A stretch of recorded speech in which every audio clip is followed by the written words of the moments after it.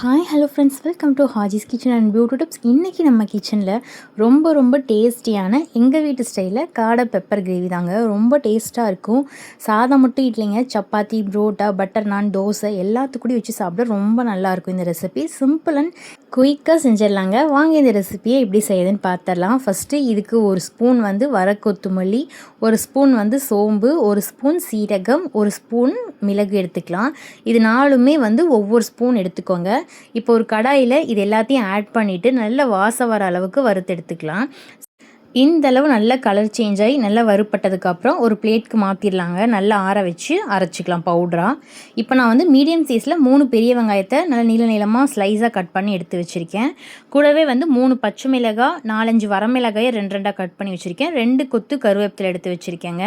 இஞ்சி பூண்டு பேஸ்ட் பார்த்திங்கன்னா ஃப்ரெஷ்ஷாக அரைச்சி வச்சுருக்கேன். ஒரு 2 டேபிள் ஸ்பூன் அரைச்சி வச்சுருக்கேன்.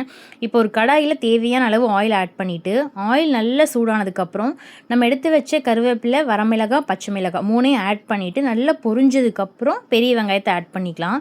பெரிய வெங்காயம் நல்லா கோல்டன் ப்ரௌன் ஆகிற வரைக்கும் வதக்கி விட்டுக்கலாங்க. அப்போ தான் இந்த பெப்பர் ரோஸ்ட்டு ரொம்ப டேஸ்ட்டாக இருக்கும். ஸோ வெங்காயம் நல்லா வதங்கி வரட்டும்.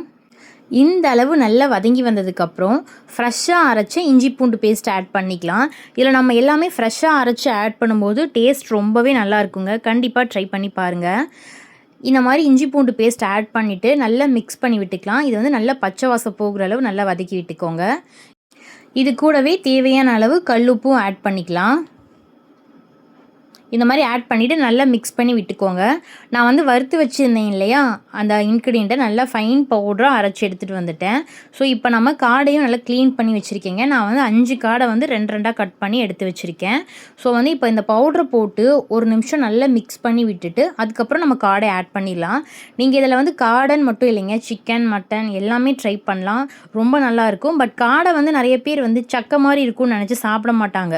ஸோ இந்த மாதிரி செய்யும்போது டேஸ்ட் ரொம்ப நல்லாயிருக்கும். நீங்கள் ஒரு தடவை கண்டிப்பாக ட்ரை பண்ணி பாருங்கள். இப்போ ஒரு நிமிஷம் நல்லா மிக்ஸ் பண்ணி விட்டுட்டு நம்ம வாஷ் பண்ணி வச்சுருக்க காடையும் ஆட் பண்ணிவிட்டு மசாலா கூட ஒரு 5 நிமிஷம் நல்லா இந்த மாதிரி பரட்டி விட்டுக்கலாம். அப்போ தான் காடையிலெல்லாம் மசாலா இறங்கி சாப்பிடும்போது ரொம்ப நல்லா ஜூஸியாக கொஞ்சம் நல்லா ஸ்பைஸியாக இருக்கும். ஸோ நான் இந்த மாதிரி ஒரு 5 நிமிஷத்துக்கு நல்லா மிக்ஸ் பண்ணி விட்டுட்டு காடை வேக தேவையான அளவு தண்ணி ஆட் பண்ணிக்கலாங்க. காடை சிக்கன் மாதிரி தான் ஒரு 10 நிமிஷத்துலேயே வெந்துடும். ஸோ கம்மியாக தண்ணி ஆட் பண்ணிக்கோங்க. நிறைய பேருக்கு காடை வேகிறதே தெரியாது. ஃபஸ்ட்டு டைமில் நான் குக் பண்ணும்போது நிறைய தண்ணி ஊற்றி வச்சுட்டேன். காடை தூளாக போயிடுச்சு. ஸோ காடை ஒரு 10 நிமிஷத்துலேயே வெந்துடும். ஸோ கம்மியான தண்ணி ஊற்றிட்டு லிட் போட்டு மூடி வச்சுருங்க. ஒரு 10 நிமிஷத்துலேயே காடை நல்லா சாஃப்டாக குக் ஆயிரும். இப்போ காடை பார்த்திங்கன்னா உங்களுக்கு கொஞ்சம் பெரிய சைஸில் தெரியுதுங்களா? வெந்ததுக்கப்புறம் இதெல்லாம் குட்டியாக மாறிடும். நான் உங்களுக்கு காமிக்கிறேன் பாருங்கள். இந்த மாதிரி நல்லா மிக்ஸ் பண்ணி விட்டுட்டு மூடி போட்டு ஒரு 10 to 15 நிமிஷம் விட்டுறலாங்க. பாருங்கள், ஒரு 15 நிமிஷத்துலேயே காடை நல்லா சாஃப்டாக குக் ஆகிடுச்சு. உங்களுக்கு பார்த்தா தெரியும். நம்ம ஆட் பண்ணும்போது காடை பெருசாக இருந்துச்சு. காடை வெந்துச்சுன்னா இந்த மாதிரி குட்டி சைஸில் மாறிடும். ஸோ ரொம்ப நல்லாயிருக்கும் சாப்பிட. இப்போ பாருங்கள், கிரேவி கன்சிஸ்டன்சி வந்துருச்சு. இப்போ நம்ம லிட் போட்டு மூடி ஒரு 5 நிமிஷம் விட்டோம்னா எண்ணெய் பிரிஞ்சு இன்னுமே டேஸ்ட்டாக இருக்கும். இல்லை எனக்கு கிரேவி வேணாம், நல்லா ட்ரை ரோஸ்ட்டாக வேணும்னு நினச்சிங்கன்னா இதையவே நல்லா ஸ்லோ ஃப்ளேமில் வச்சு திருப்பி விட்டுட்டே இருந்திங்கன்னா இந்த மசாலாலாம் காடையில் இறங்கி சுக்கா மாதிரி ஆயிருங்க. சாப்பிட அவ்வளோ டேஸ்ட்டாக இருக்கும். பாருங்கள், கடைசியாக எண்ணெய் பிரிஞ்சு கிரேவி சூப்பராக ரெடி ஆயிடுச்சு. அவ்வளோதாங்க, சூப்பரான காடை பெப்பர் கிரேவி ரெடி ஆயிடுச்சு. நீங்களும் கண்டிப்பாக ட்ரை பண்ணுங்கள்.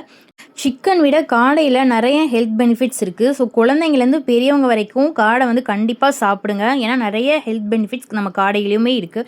சிக்கனை ஸ்கிப் பண்ணிவிட்டு வாரத்தில் ஒரு தடவை காடை கண்டிப்பாக இந்த மாதிரி ட்ரை பண்ணி சாப்பிடுங்க.